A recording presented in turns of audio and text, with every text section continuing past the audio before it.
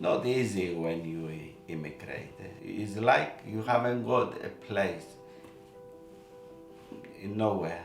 Everyone essentially has that feeling and wanting to belong. Where do you come from? Go back to your own country. They came for a better life, for a better future. From walking the streets of Britain, it's clear to see how diverse and multicultural British society has become. Immigration surrounds us and has been at the forefront of negative associations for decades. What makes someone British? We are exploring the immigration journeys of 3 families from across the world: Cyprus, Jamaica, and India, to learn more about the people behind the stories. We discuss how and why their families came to Britain and how the new generations keep their culture alive today. My life in Cyprus before the Turkish invasion, it was very, very happy. I had no problems, no stress. I had my friends, my school. I was a happy go girl. My life before the Turkish invasion, it was very nice. Surrounded by both my grandmothers living next to us, my aunties, my uncles, all living almost in 500 meters. And then the Turkish invasion happened, which changed everything forever. Turkish forces invaded Cyprus in July 1974. Due to political and legal issues over the governing of Cyprus, many people lost their lives. By August, 40% of the island was occupied by the Turkish army. During the invasion, I was 17 years old, and it was a life-changing, shocking experience. My future changed because we didn't get to finish our college, because we all had plans to study. I was 19 years old, and they called us to go in the army. We went. It was really bad. To shoot people and people shooting you is the worst thing that can happen. During the war, many people lost their homes and began living in the fields. Ethihia and her family became refugees. They stayed with their relative but had no communication with Savas as he was in the army. After a month, Ethihia and her sister were sent to England. They travelled by ship to Athens, then by plane to England, staying with their Auntie Christina and Uncle Savas in Northampton. Christina and Savas Christofi immigrated to London in 1956. They were from the same village in Cyprus, but came to England separately, where they met due to a friendship between their sisters. Savas was a waiter, and Christina a seamstress, and by 1957 they were married. After my nieces come, my brother come, no clothes, no nothing. No the children clothes. My brother coming.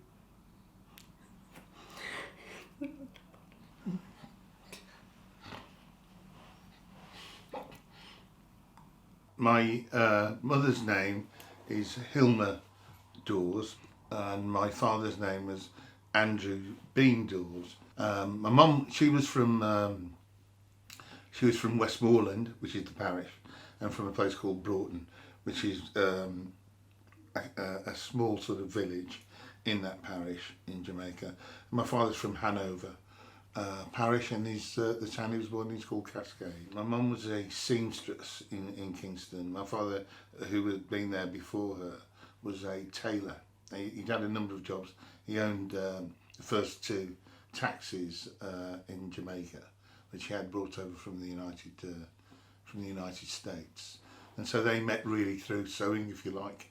I think it was like many immigrants in the mid-50s, and that was, first of all, Britain needed a workforce. Jamaica was part of the Commonwealth.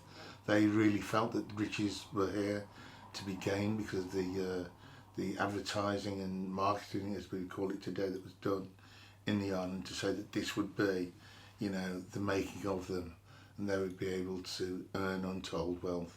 And I think that's what brought them here, because economically Jamaica has always been poor. They both came to England in 1955. My 2 older brothers having been born in Jamaica in 1953 and 1954.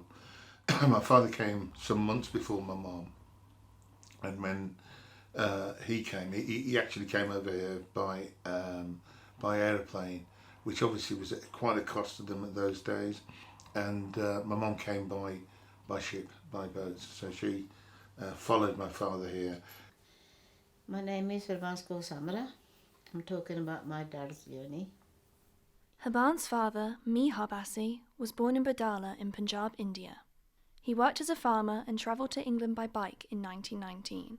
He then travelled back to India to marry Haban's mother Qatar and brought her to England in the 1920s. The migration of Punjabi Sikhs increased at this time due to World War I and seeking labour work. After I came here, I stayed in London with his friends. After that, he was a businessman, selling petticoats and shorts door to door in Northamptonshire, Towcester. My expectations of England I didn't have any expectations, to be honest, because I always saw my life in Cyprus. I never wanted to leave my country. I never wanted to live anywhere else. So I never thought how England is going to be. But when I arrived in England, my first reaction was how cold it was. It was September. Weather was snowing. Snowing was used to like a very high, and the toilets was outside. A line of the toilets. Oh, there was a queue no to go. toilet inside. In Cyprus, I was a potter and I was working for somebody who came to England. And he did try to get me a permit working. That's how I arrived here. A year later, I didn't come as a refugee because they didn't give refugee status at that time. When I came, my auntie had to be like my sponsor. If I got sick or if I wanted to go college or school or whatever, my auntie had to pay to send me private or to take me, if I got sick, to take me to a private doctor, because they didn't have any, we couldn't claim for anything. You come to England, you don't speak English, you have no friends, you have nobody. You just work and go home and try to save some money to send back home, to basically to help the ones you left behind. My mum had real ambitions when she came here. I don't know what my dad's ambitions were, because he went from doing what he did as a tailor to driving a bus, because that was the only real jobs that were open to blacks in those days. Remembering that when they came over here, when they were looking for somewhere to live, in the windows, they would go to houses and it would say, no blacks, no Irish, no dogs. And so I think that they couldn't have believed what they were coming into, albeit they still felt that this was the right place to be. History tells us the way that England and Britain portrayed itself, like this is the place to be, it's the place to live. There was a certain vibe to it all that everybody in the Commonwealth really believed in. And so when you're told that your wages will increase phenomenally and the like, you start to believe that. Did they like England? Did they think England was what they thought it was going to be? Yeah, they like it. They liked it better than India? Yeah, they were very nice people. Then they weren't racist or anything like No. that? They became family, really, didn't they? Yeah, there was. Mihar moved his family to India due to the war happening in Britain. His youngest son passed away, and the trauma led him to miss home. He also feared his daughters would marry into white families and lose their religion if they remained in England. But when he went back to India, people come to see us, and somebody get jealous with him and that give him some poison in the drink. And after that, my dad get very ill, and after that he died. Habans then married Jalman Samra. They had 3 children in India and moved back to England in 1964.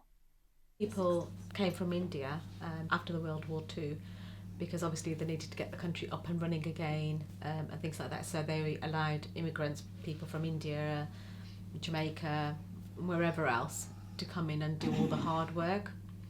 So Indians tend to work in the factories. So what would happen back in the day, the reason why my dad had to obviously not have a turban is because if you're going to work in a foundry and work behind metal, steel, there's fire. And if you had a turban on, fire would spark. So if fire would spark, then it would hit the turban and its material which would cause fire.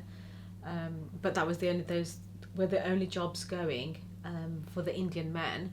It was hard work, but it was the only job that was going that paid average money. At the beginning, because we didn't mix with any English people, we stayed with my auntie, and the only people we mixed with, it was the family. My uncle sent me to college once a week to learn English, and that's when I start, mixing with other nationalities.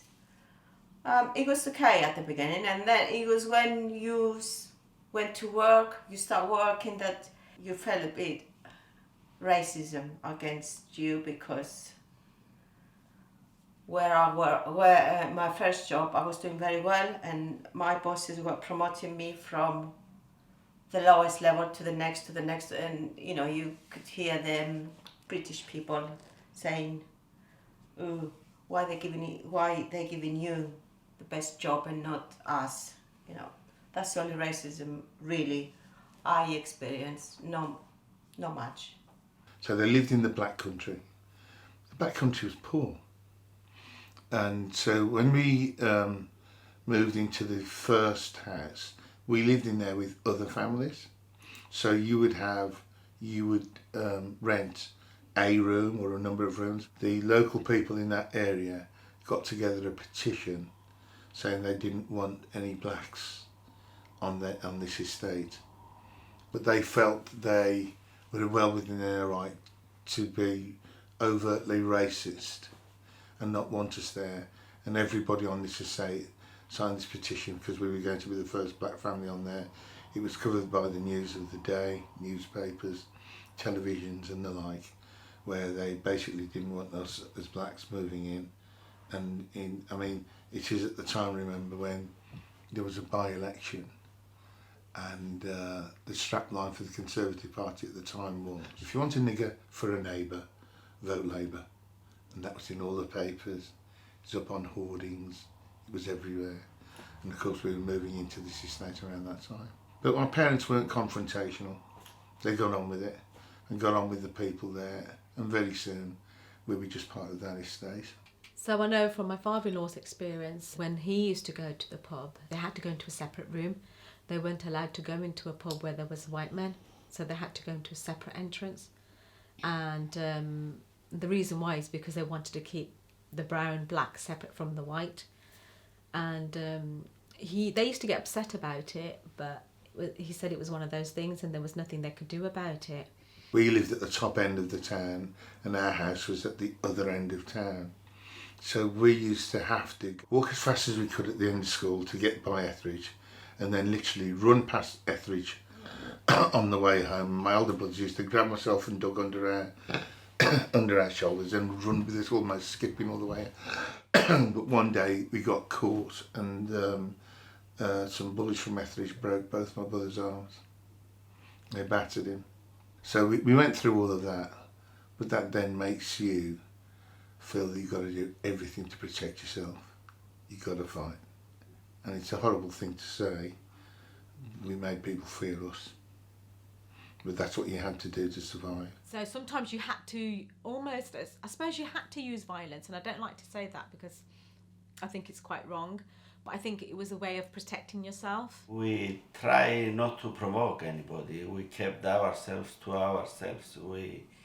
If we were talking Greek, we talk quietly. We don't. So it wasn't too bad.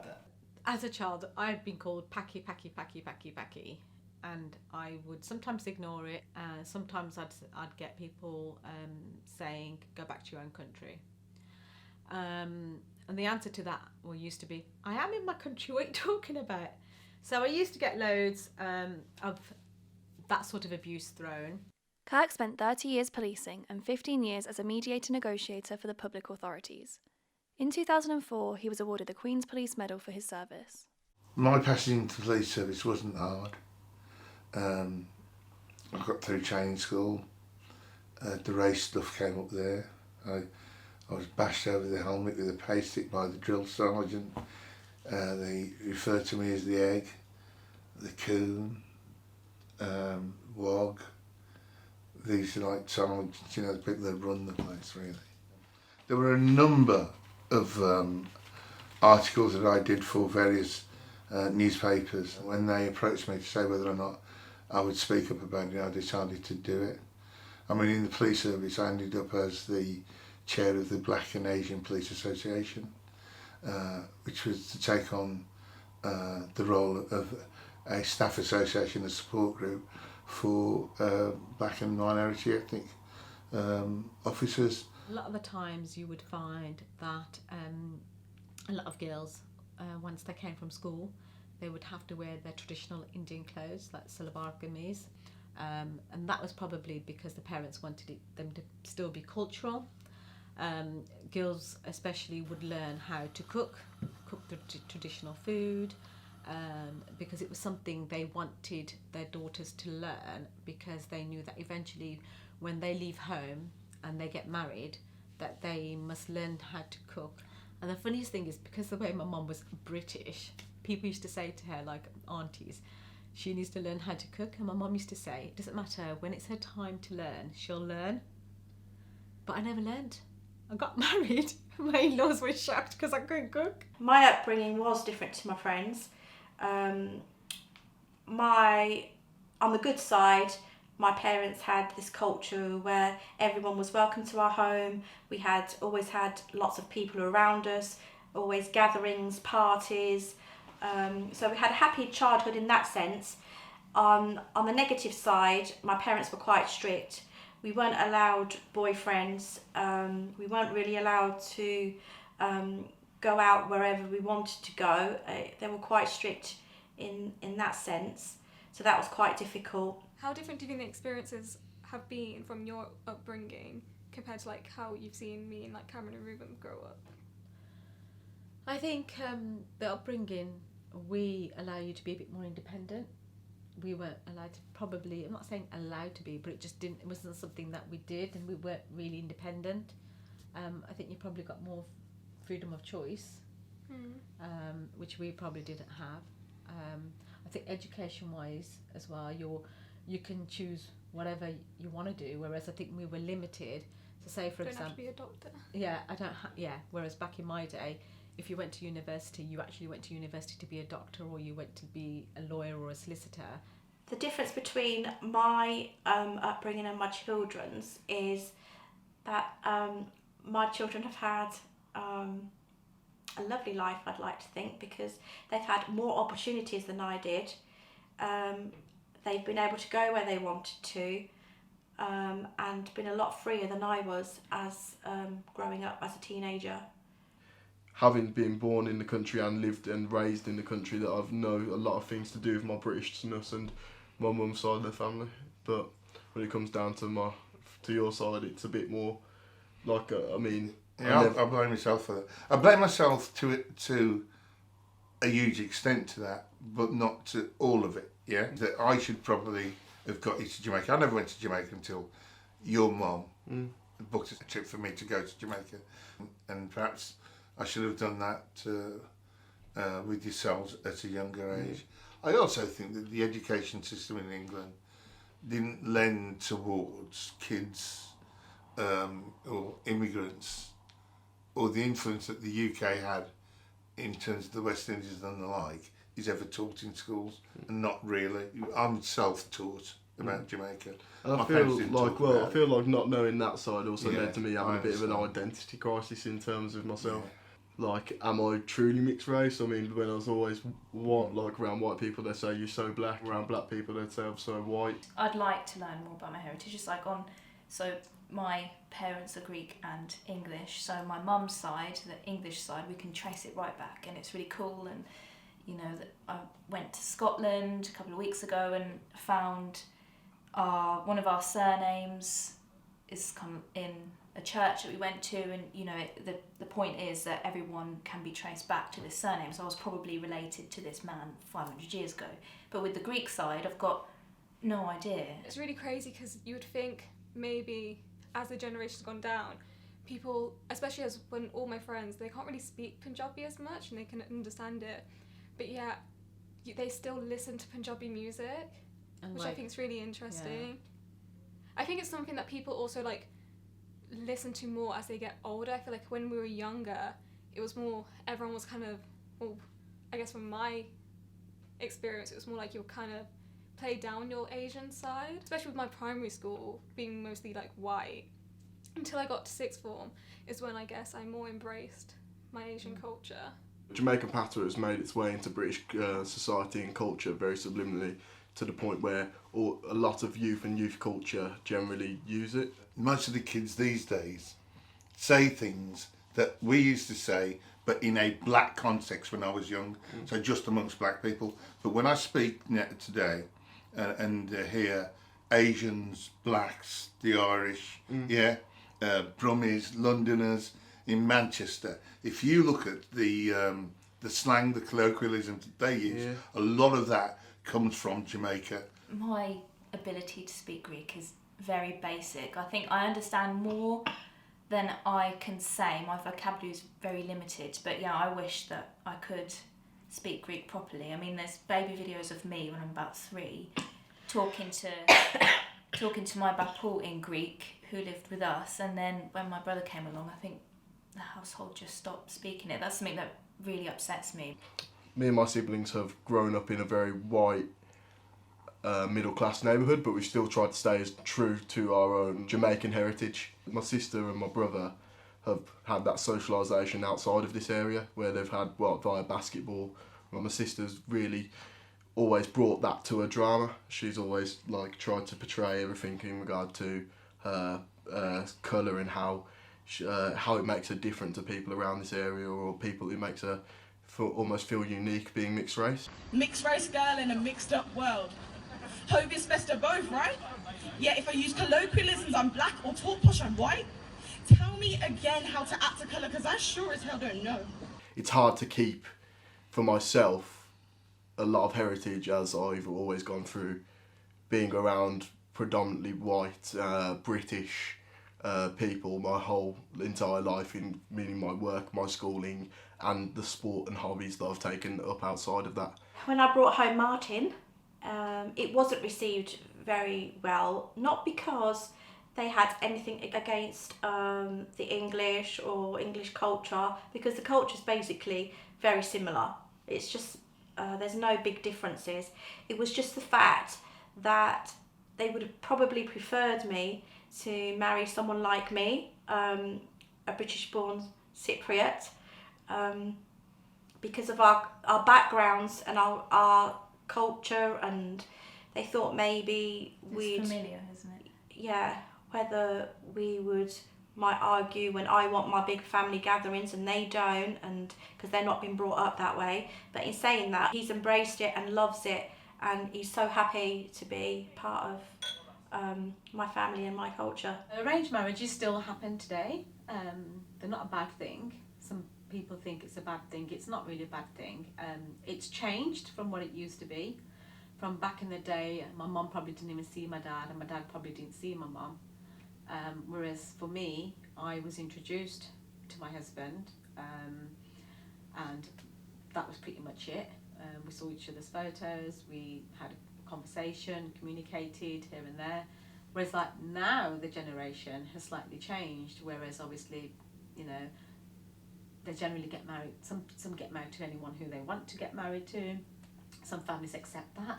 Some families don't accept that, but they want you to marry the same caste or the same colour or the same religion. We've been together for about 4 months, or 3 or 4 months, before my dad would actually meet Kirk.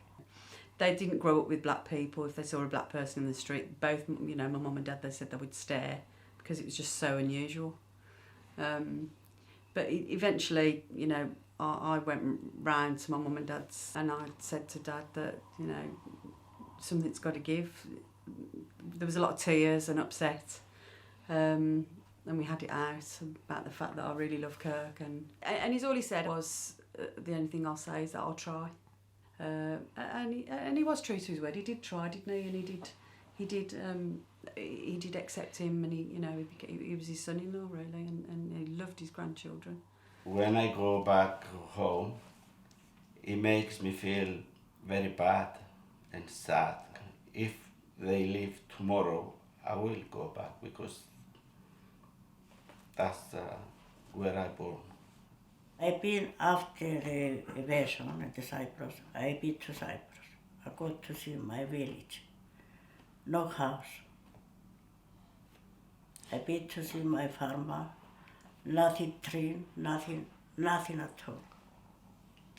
It didn't have the lot, but they lost what they had. I lived longer in this country, so when I go to Cyprus, I feel a little bit of like a foreigner, but I feel a foreigner here as well. So me personally, I don't feel I belong here or there. I can't go to Cyprus to stay.